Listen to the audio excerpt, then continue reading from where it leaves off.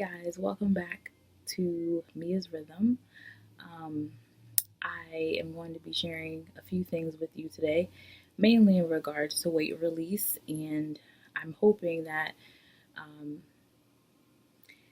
you didn't sign up or click this video because you thought I was going to talk about weight loss, because that's not what I'm going to be talking about today. I do intend on talking about weight loss in the near future, but right now I just want to talk about weight release and the weights and the burdens that we carry that we don't have to. Um, and so I've been going on this journey and walking this journey and just being consistent and trying to heal and restore myself in the proper way, and doing some healing when it comes to trauma and things of that nature.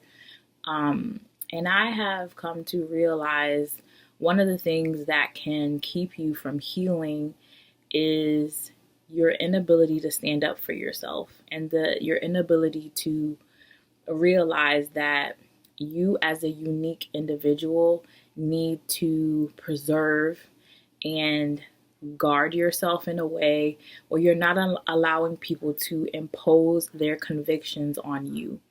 And so I'm finding that whether you're Christian or you're not, a lot of people tend to place their convictions on you, and then you find yourself trying to live out this thing and it's not working, or you're feeling completely exhausted, tired, weary.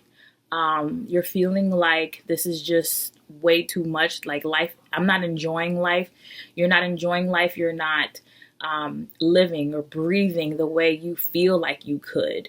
You're not showing up in life the way that you expect yourself to. You don't feel fulfilled. You don't feel purposeful. You just kind of feel like you're going through the motions.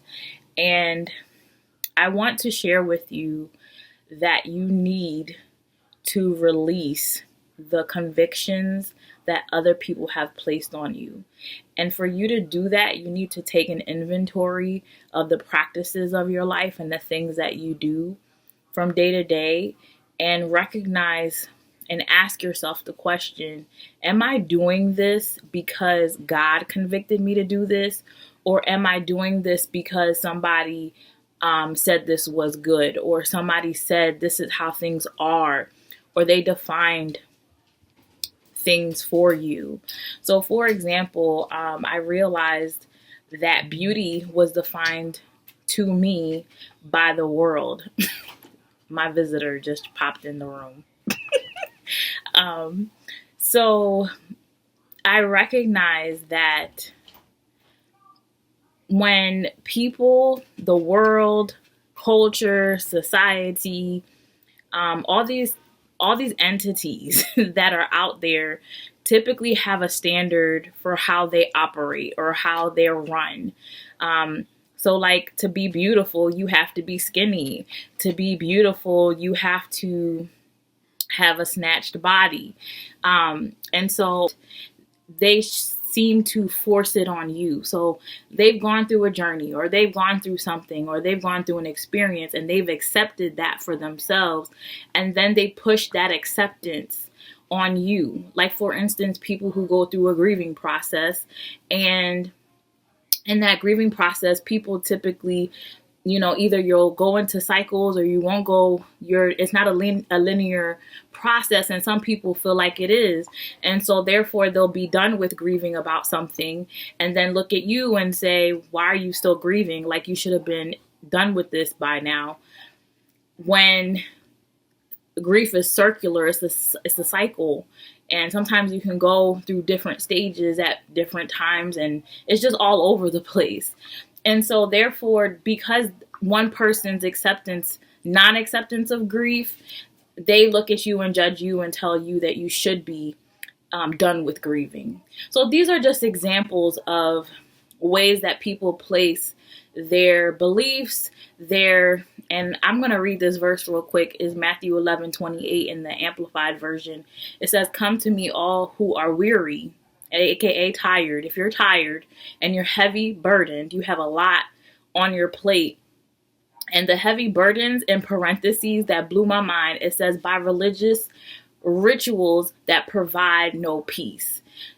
And then Jesus says, and I will give you rest, refreshing your souls with salvation. So in other words, he's saying, I will set you free. I'll give you freedom if you will give it to me.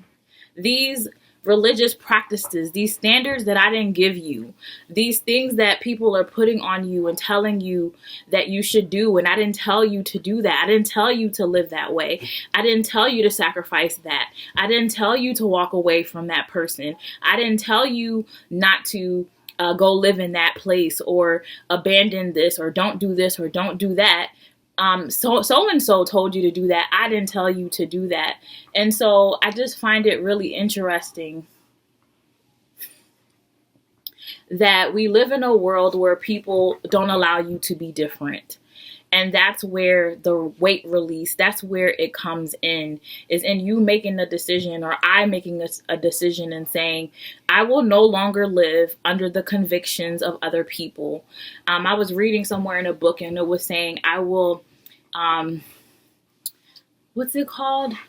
I will excuse the jury. I will excuse the jury. And I thought that was beautiful, because we all have some type of jury that we have in our minds with a group of individuals or people who created a standard of life for us. And that was not the standard of life that we are supposed to have. We are supposed to live by God's design. He had something in mind for you and for me. And so therefore, and that design is also inside of you, inside of me. It's our soul. Our soul is authentic.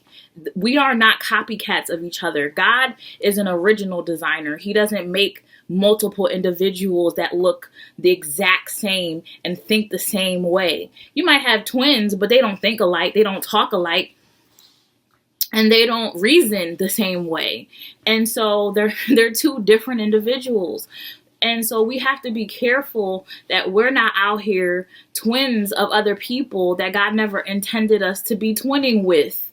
And so we have to be careful that we're not living according to the ways of this world and being conformed by it and doing what this world is saying we should do. I say all that to say it's time for weight release in your life.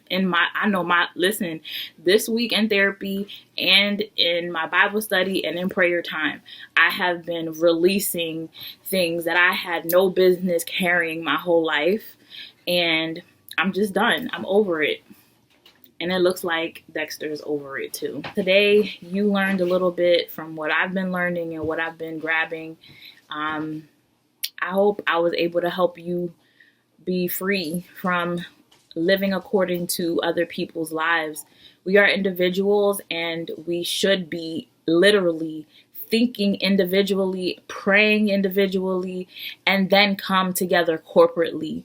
We're not supposed to live this life alone, but there is an important piece where we need to come to God individually, alone, so we can hear the commands and the desires and the plan that God has for us as people individually. And then after we've sought him on our own, that's why we meet once a week at church. We go to church once a week to meet corporately to culminate what we've been learning. We can share with people, but we don't have to enforce our convictions on other people. I think it is a beautiful thing.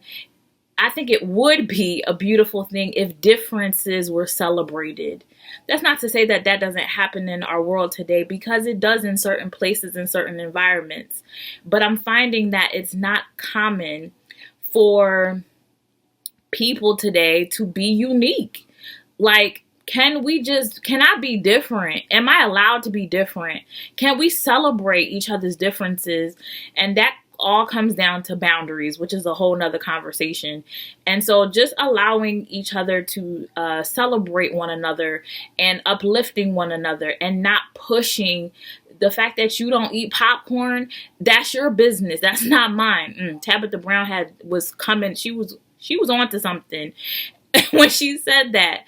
And so it's important that we literally allow God to tell us what is good for us. If you can't eat popcorn, that's beautiful, but that's not my vice. That's not my issue. That's not my arena. You see what I'm saying? That's not my problem area. And therefore, I will do what is necessary and good for me. And I celebrate what God is doing for you. So that's all I was going to rant about. This video was funny. So I'm hoping that you were able to glean from this conversation. Have a good day, y'all.